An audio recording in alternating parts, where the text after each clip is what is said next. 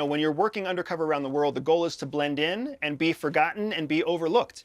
And brown people, especially brown people of a smaller stature like me, we can blend in and be forgotten very easily. It's much more difficult for a handsome, Pierce Brosnan, Pierce Brosnan, yeah, that's his name, or other, Morgan. Yeah. James Bond, or or Piers Morgan, exactly. It's harder for a handsome Caucasian male to blend in around the world.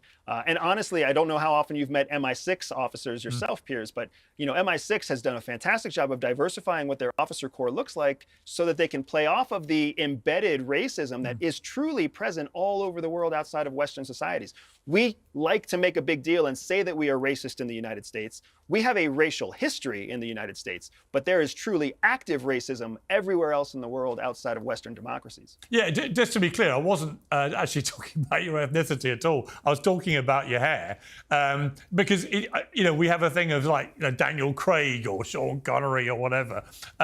You're obviously not that kind of guy, but I completely. So I would imagine that the CIA, MI6 must be incredibly diverse in who they choose, because the whole point is they want you to disappear into the regular world. If you do stand out as all 6'3" Sean Connery lookalikes, it's going to be a bit obvious.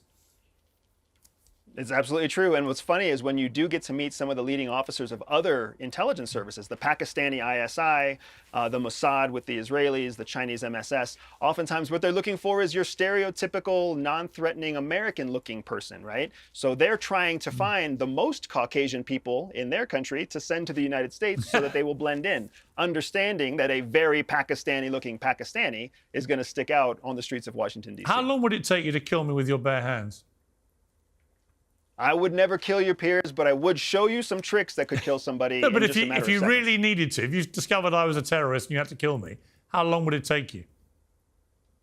Oh man, if I discovered that you were a terrorist, I wouldn't want to kill you. What I want to do is incapacitate you. That would take about 70 seconds, and then take you somewhere where we could quietly debrief you to get all of your secrets before we just made you disappear.